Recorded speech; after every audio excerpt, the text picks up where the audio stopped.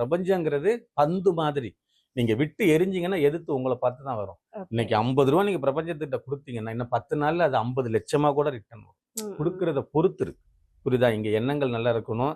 கேட்க திறனற்ற உயிர்களுக்கு இந்த மாதிரி பண்ணணும். சரி, ஓகே சாமி, என்னுடைய பிறவி என்ன நான் மாத்திக்க முடியல, வேற ஏதாவது பரிகாரம் சொல்லுங்க அப்படின்னா பிரம்ம முகூர்த்த பூஜை தான். 3 மணி 20 நிமிஷத்துக்கு எழுந்திருச்சு 5 அகல் தீபம் ஏற்றி விளக்கு போட்டு வழிபாடு பண்ணுனா பிரபஞ்சம் உங்களுக்கு என்ன கேட்டாலும் கொடுக்கும். அது அதிகாலை 3 மணிக்கு. 3 மணி 20 நிமிஷம் உச்சிஷ்ட காலம்னு பேரு. ஓகே. பிரம்ம முகூர்த்தம். அதுவும் யாரெல்லாம் பண்ண போறாங்கன்னா கருமா விலகி வாழ்க்கையில நல்லா இருக்கணும்னு உனக்கு விதியமைப்பு இருந்தா தான் நீ 3 மணி 20 நிமிஷத்துக்கு எழுந்திரிக்க முடியும். இல்லைன்னா 8 மணி வரைக்கும் தூங்குவ, 9 மணி வரைக்கும் தூங்குவ, அது உன்னுடைய விஷயம். ஆமா. 2வது, இங்க முன்னோர்கள் என்ன சொல்லியிருக்காங்கன்னா அதிகாலையில எழுந்திரிச்சவனும் இளைய வயதுல திருமணம் பண்ணனவனும் ஒரு காலம் வீணா போக மாட்டாங்கன்னு இங்க ஒரு வரலாறு இருக்கு. பழமொழி ஒண்ணு இருக்கு. இப்ப நீங்க 3 மணி 20 நிமிஷத்துக்கு எழுந்திரிச்சு விளக்கு போட்டு வழிபாடு பண்ணிட்டீங்கன்னா உங்களுக்கு நேரம் மிச்சம்.